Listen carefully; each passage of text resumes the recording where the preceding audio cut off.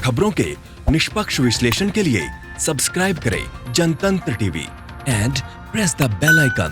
Never miss any update.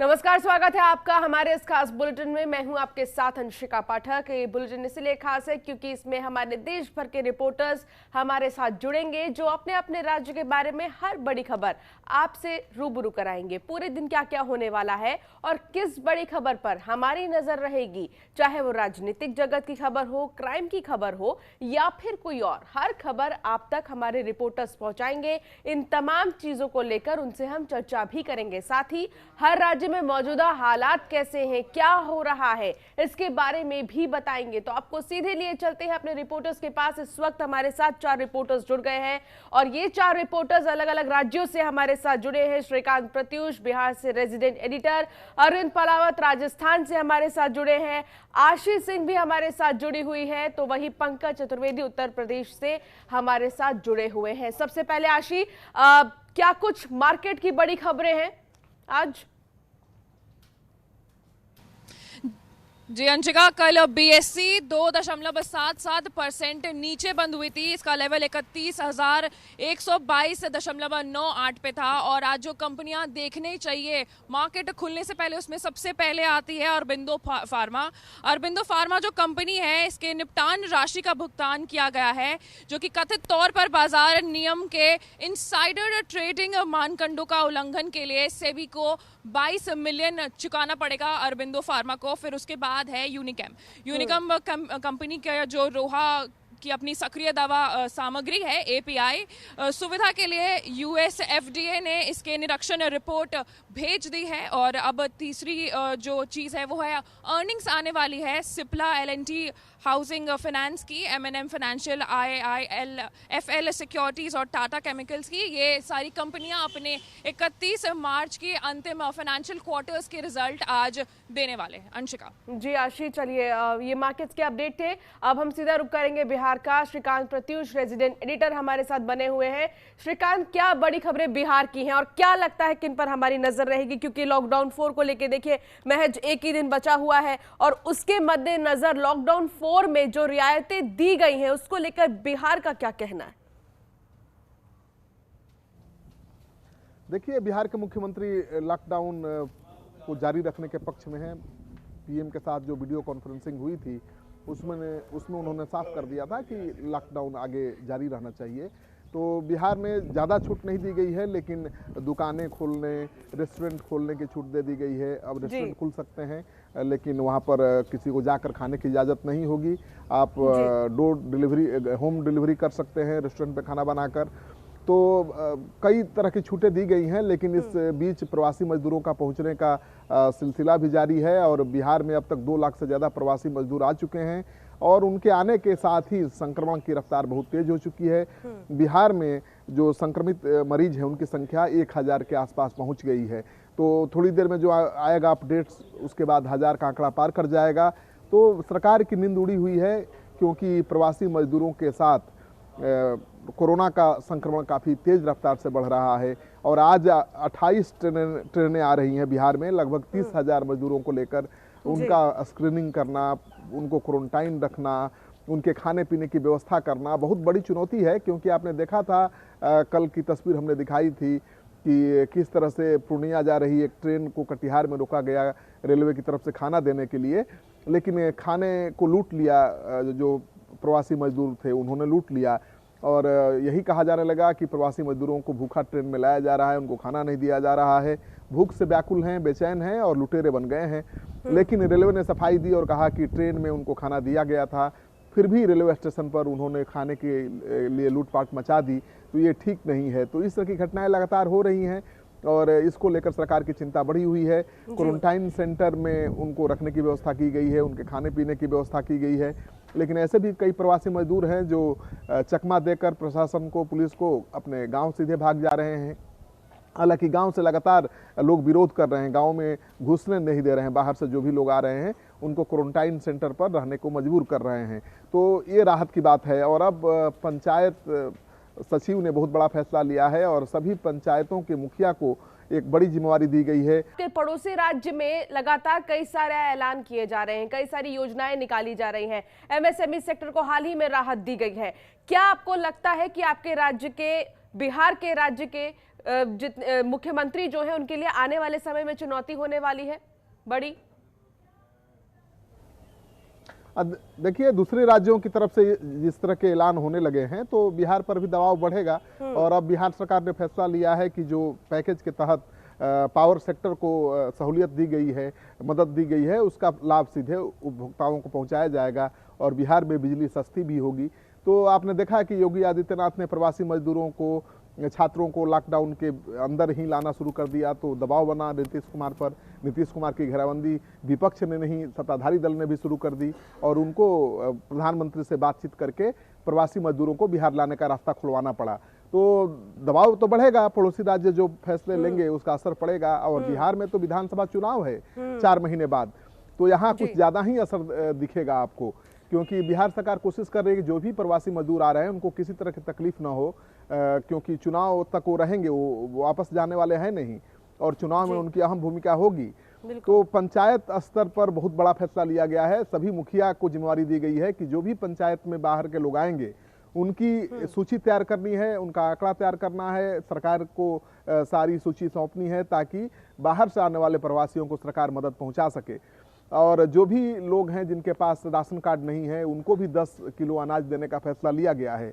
तो बिहार सरकार ने कई अहम फैसले लिए हैं और उस पर काम भी चल रहा है। लेकिन इतनी भारी तादाद में प्रवासी मजदूर आ रहे हैं और उनकी वजह से इतना ज़्यादा संक्रमण फैल रहा है कि सरकार की सारी योजनाएं डगमगा रही हैं। तो क्वारंटाइन सेंटर पर देख ही रहे हैं किस तरह से लोग भाग रहे हैं, हंगामा कर रहे हैं। और क्वारंटाइन सेंटर पर मेरी टीम गई थी गोपालगंज में, तो वहाँ तो जो व्यवस्था थी बहुत दुरुस्त थी, खाने पीने, नाश्ते से लेकर चाय की सब व्यवस्था थी।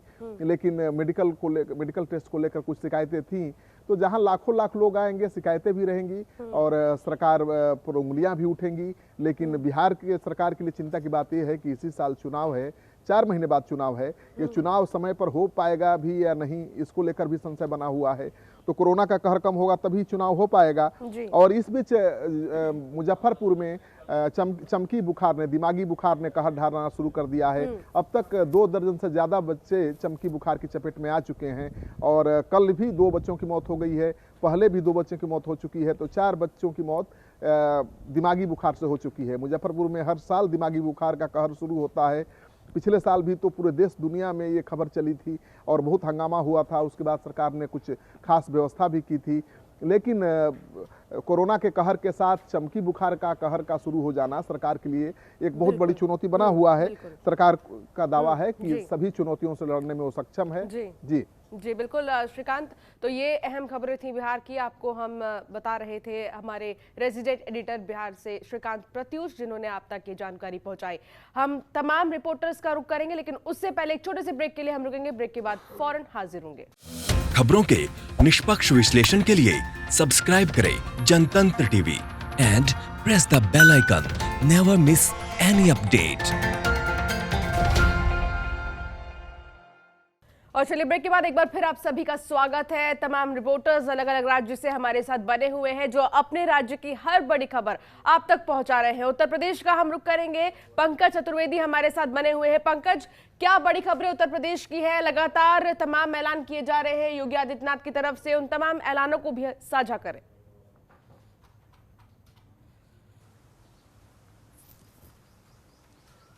देखिए, कल केंद्रीय वित्त मंत्री निर्मला सीतारमण ने जो राहत पैकेज का ऐलान किया उसमें खास करके श्रमिकों के लिए जो पटरी वाले, खोमचे वाले, ठेले वाले हैं उनको 10,000 रुपये लोन की बात की है। वही थोड़ी देर मुख्यमंत्री योगी आदित्यनाथ ने उस फैसले का स्वागत करते हुए कहा कि ऐसे लोगों को चिन्हित किया जाएगा नगर निगम के जरिए, नगर पालिका के जरिए, जो लोकल बॉडी है नगर निकाय की, उनके जरिए इन लोगों को चिन्हित करके 10,000 रुपये जो न्यूनतम ब्याज दर पे इनको लोन दिया जाएगा, जिससे फिर से अपना बिजनेस शुरू कर सके। खास बात यह है जो अन्य राज्यों से उत्तर प्रदेश के जो श्रमिक आ रहे हैं, मजदूर आ रहे हैं, जब वो पहुंच रहे हैं या उनका रजिस्ट्रेशन किया जा रहा है अलग अलग नोडल अधिकारियों के जरिए, तो उनकी स्किल को भी नोट किया जा रहा है कि वो प्रदेश में आने के बाद या अन्य राज्यों में क्या काम करते, उस हिसाब से उनको रोजगार दिया जा सके। क्योंकि बाद में उनको चिन्हित करने में या फिर से सर्वे करने में करने में सरकार को दिक्कत न हो, तो सरकार ऐसे लोगों को चिन्हित कर रही है, उसकी सूची बना रही है। और मुख्यमंत्री का दावा है कि 90 लाख से ज्यादा लोगों को रोजगार दिया जाएगा, जिसमें सबसे ज्यादा नरेगा के तहत लोगों को मजदूर दिया जाएगा। साथ ही MSME सेक्टर को आगे लाने के लिए कल मुख्यमंत्री ने ऑनलाइन से के जरिए लोन बांटे हैं, जो छोटे उद्यमी थे जिन्होंने इसके लिए आवेदन या इसके जरिए बात की थी। MSME विभाग के प्रमुख सचिव नवनीत सहगल, उसके विभागीय मंत्री सिद्धार्थनाथ सिंह, मुख्यमंत्री योगी आदित्यनाथ ने ऐसे लोगों को वीडियो कॉन्फ्रेंसिंग के जरिए, कुछ लाभार्थी मुख्यमंत्री आवास पे भी थे, उनको चेक दिया कि फिर से वो MSME जो भी व्यवसाय कर रहे थे उसको शुरू करें। सरकार का सबसे बड़ा फोकस MSME सेक्टर पे है। थोड़ी देर पहले मुख्यमंत्री ने ये भी कहा कि सरकार के पास ये अवसर है, यूपी उत्तर प्रदेश के पास ये कोई कलंक नहीं जो मजदूर आ रहे हैं, इस कलंक को धोने का अवसर है और बड़े पैमाने में उत्तर प्रदेश में रोजगार और लोगों को स्वावलंबी बनाया जा सकता है, जो स्वयं आत्मनिर्भर बन सकते हैं। उसको लेकर के सरकार ने निर्णय लिया है और ऐसे लोगों को चिन्हित, ऐसे लोगों को लोन या ऐसे लोगों को बैंक से रियायत देने के लिए उत्तर प्रदेश सरकार केंद्रीय वित्त मंत्री के अलावा यूपी सरकार भी छूट देने की तैयारी कर रही है, ऐसे लोगों को चिन्हित करने की। दूसरी तरफ कोरोना पॉजिटिव के मामले लगातार उत्तर प्रदेश में बढ़ते जा रहे हैं। ये आंकड़े 3900 से ज्यादा हो चुके हैं। लखनऊ में शारजहां जो दुबई से फ्लाइट आई थी उसमें भी एक संक्रमित पेशेंट व्यक्ति निकला है, जिसके बाद खास करके जिस होटल में रुका था उस आस पास एरिया में हड़कंप मचा हुआ है। लोगों का आरोप है कि लोग बाहर निकल रहे हैं, हालांकि पुलिस सभी होटलों में तैनात कर दी गई है। लॉकडाउन 4 को लेकर के मुख्यमंत्री अभी थोड़ी देर पहले बैठक करेंगे और उसमें खास बात यह है कि अब लॉकडाउन 4 में सरकार क्या खोलेगी। वैसे सारी औद्योगिक इकाइयां तो एक स्ट्रेटेजी बनाई जाएगी पंकज, प्लानिंग प्लॉटिंग की जाएगी लॉकडाउन 4 को लेकर कुछ देर बाद ही। अब सीधे हम रुक करेंगे राजस्थान का। अरविंद पलावत हमारे संवाददाता लगातार हमारे साथ बने हुए हैं, उनसे ही बातचीत करेंगे। राजस्थान की क्या बड़ी खबरें हैं अरविंद, लॉकडाउन 4 को लेकर राजस्थान कितनी तैयार नजर आ रही है? जी बिल्कुल, देखिए लॉकडाउन 4 को लेकर राजस्थान जो है वो लगभग तैयारियां पूरी कर चुका है और जो छूट यहां पर देनी चाहिए थी वो लगभग छूट यहां पर दी जा चुकी है और आम जनजीवन को पटरी पर लाने का एक जो प्रयास है वो यहां पर किया जा रहा है और लगातार जो छूट देने का जो सिलसिला है वो यहां पर जारी है और इसके साथ ही जो सोशल डिस्टेंसिंग है, लॉकडाउन की पालना, इसके लिए भी लगातार प्रयास किया जा रहा है। तो वहीं दूसरी बड़ी खबर की बात करें, सामाजिक न्याय एवं अधिकारिता मंत्री मास्टर भंवरलाल मेघवाल, वो 2 दिन पहले ब्रेन हेमरेज होने के बाद में उनको SMS हॉस्पिटल में एडमिट किया गया था और आज सुबह उन्हें एयरलिफ्ट किया गया है मेदांता हॉस्पिटल गुरुग्राम के लिए और अब से कुछ देर पहले जो एयर एम्बुलेंस है वो मेदांता हॉस्पिटल पहुंच चुकी है और खुद मुख्यमंत्री अशोक गहलोत इस दौरान जयपुर एयरपोर्ट पर मौजूद रहे। SMS हॉस्पिटल से जयपुर एयरपोर्ट तक ग्रीन कॉरिडोर बनाया गया और इस कॉरिडोर में एम्बुलेंस के जरिए भंवरलाल मेघवाल को वहां पर पहुंचाया गया और उसके बाद में एयर एम्बुलेंस के माध्यम से मेदांता हॉस्पिटल में पहुंचाया गया है। खुद मुख्यमंत्री अशोक गहलोत ने डॉक्टर नरेश त्रेहान से बात की है और उनको आगे का जो उपचार है मेघवाल के, उसके बारे में उन्होंने बातचीत की है। आपको बता दें कि करीब 70 साल के हैं भंवरलाल मेघवाल और एक लंबी राजनीति उन्होंने यहाँ पर की है और कई विभागों का इससे पहले भी उनको पर जिम्मा रह चुका है और अभी सामाजिक न्याय एवं अधिकारिता मंत्री के साथ ही आपदा प्रबंधन मंत्री भी है और इस समय डिजास्टर मैनेजमेंट जो है उसको लेकर काफी काम वे कर रहे थे। लेकिन इसी दौरान 2 दिन पहले जब उनके चक्कर आए और उसके बाद में वे गिर पड़े थे, उसके बाद में एक निजी अस्पताल में ले जाया गया, वहां से SMS लाया गया तो और अब वेंटिलेटर पर हैं और ऐसी हालत में उनको अब मेदांता अस्पताल है वहां पहुंचाया गया है। तो वहीं यदि कोरोना को लेकर बात करें तो पिछले 2 दिन में लगातार जो रिकॉर्ड हैं वो बढ़ रहे हैं और पुराने जो रिकॉर्ड्स हैं राजस्थान में एक दिन में कोरोना पॉजिटिव आने के वो टूटते जा रहे हैं। कल 206 कोरोना पॉजिटिव यहां पर आए और उससे पहले 202 कोरोना पॉजिटिव यहां पर आए और आज सुबह भी एक बड़ा आंकड़ा यहां पर सामने आया। एक साथ 55 कोरोना पेशेंट्स हैं वो यहां पर मिले हैं। तो ऐसी स्थिति में लगातार जो कोरोना के लेकर जो संकट है वो बढ़ता जा रहा है और आज सबसे ज्यादा जो पेशेंट्स है वो कोटा में मिले। देखिए काफी दिनों से जहां पर कोई पेशेंट नहीं मिल रहा था वहां पर लगातार पेशेंट्स एक साथ मिलने का जो सिलसिला है वो यहां पर शुरू हो रहा है। कई जगह पर ये चीज देखी जा रही है जिसमें जयपुर में आज 11 पेशेंट्स मिले हैं, उदयपुर में 9 और 29 लोग कोटा में यहां पर मिले हैं, झुंझुनू में 1, करौली, दौसा और भरतपुर, डूंगरपुर 12 में 1-1 जो पेशेंट है वो यहां पर मिला है। और डूंगरपुर की एक बात बताना चाहूंगा कि डूंगरपुर में 2 साल का जो बच्चा है वो कोरोना पॉजिटिव आया, तो ऐसे में छोटे बच्चों में भी कोरोना सिम्टम्स पाए जा रहे हैं और कल जयपुर में एक 2 महीने के बच्चे की डेथ हुई थी और वो भी कोरोना पॉजिटिव था। ऐसे स्थिति में लगातार कोरोना संकट जो है वो मंडराता जा रहा है। तो वहीं एक और बड़ी चीज यहाँ पर सामने आ रही है कि जो माइग्रेंट जो आ रहे हैं, जो प्रवासी राजस्थानी जो आ रहे हैं उनके कारण भी लगातार ये जो आंकड़ा है वो बढ़ रहा है और अब तक 267 जो कोरोना पॉजिटिव है वो माइग्रेंट्स आ चुके हैं। और अब जो बिल्कुल, तो लगातार माइग्रेंट वर्कर्स को लेकर भी तमाम ऐसी बड़ी चीजें हैं जो राजस्थान से सामने आ रही है। अब मैं सीधा रुक करूंगी छत्तीसगढ़ का। लगातार हमारे साथ प्रशांत द्विवेदी बने हुए हैं, हमारे संवाददाता। प्रशांत, छत्तीसगढ़ की क्या बड़ी खबरें हैं और किस पर नजर रहेगी? अजीत जोगी की हालत कैसी है? फिलहाल कोई मेडिकल बुलेटिन जारी किया गया है उनकी हालत को लेकर, और कोरोना को लेकर क्या ताजा अपडेट है? छत्तीसगढ़ में फिलहाल राहत तो नजर आ रही है। निश्चित तौर पर यहाँ का कोरोना का जो सेंसेक्स है शेयर मार्केट की तरह ही है, कभी घटता है कभी बढ़ता है। अभी जो लगातार कोरोना पॉजिटिव मरीजों की संख्या घट रही थी, अचानक से कल बालोद जिले में एक युवक की कोरोना आने के बाद जहाँ पहले 3 थी घटकर 3 हो गई थी, अब वो 4 हो गई है। तो निश्चित तौर पर पहले राहत की खबर तो थी, लेकिन जिस तरह से एक युवक फिर से कोरोना पॉजिटिव पाया गया, थोड़ी सी चिंता का विषय जरूर है। और चिंता का विषय इसलिए भी है क्योंकि बालोद का जो इलाका होता है ये एक रेवेन्यू का इलाका होता है, कई इंडस्ट्रियल सेक्टर आसपास सीमेंट की फैक्ट्रियां भी हैं। तो कहीं देखना होगा सरकार को क्या वो युवक किन किन के संपर्क में आया है, क्या उनको अलग से क्वारंटीन किया जाएगा नहीं किया जाएगा। फिलहाल स्थानीय तौर पर जिला प्रशासन उसका पूरा निराकरण कर रहा है। दूसरी ओर अगर अजीत जोगी की बात करें तो अजीत जोगी की हालत अभी भी चिंताजनक बना हुआ है। डॉक्टर जो है नए टेक्नोलॉजी नए पद्धति के माध्यम से उन पर जान फूंकने की कोशिश की जा रही है, जो अभी वेंटिलेटर के सहारे उनकी जिंदगी की सांसें थमी हुई हैं। तो कल एक नया वैज्ञानिक पद्धति के माध्यम से उनके दिमाग में किरण के माध्यम से शरीर के अंदर एक्टिविटी लाने का प्रयास जारी है, लेकिन अभी तक बहुत ज्यादा कोई ऐसा मूवमेंट दिखा नहीं है। हालांकि आंशिक मूवमेंट जरूर उनके हथेली पे या उनका थोड़ा सा दिखा था, लेकिन वो कोई इस बात का प्रमाण नहीं है कि वो पूरी तरह से स्वस्थ हो रहे हैं। दूसरी ओर बात करें तो जो अभी तक 11,960 श्रमिकों को 21 ट्रेनों के माध्यम से अलग अलग जगह से लाया जा रहा है, लेकिन चिंता का विषय और अधिक हो जाता है क्योंकि देखिए बस्तर का इलाका हो या राजनांदगांव का इलाका हो या सरगुजा का इलाका हो, ये अधिकांश इलाके जो है कई इलाके आज भी जो है शहर के मुख्य धारा से कटे हुए हैं। और बस्तर और राजनांदगांव का वही इलाका है जहाँ भी हाल ही के दिनों में माओवादियों ने घटना को अंजाम दिया था और जवान हमारे शहीद हुए थे।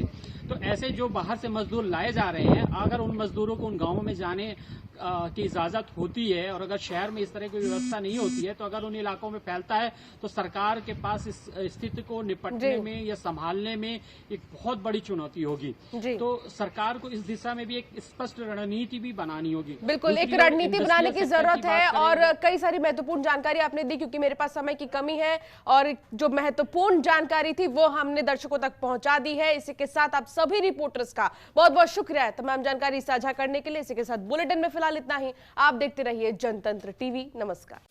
खबरों के निष्पक्ष विश्लेषण के लिए सब्सक्राइब करें Jantantra TV and press the bell icon. Never miss any update.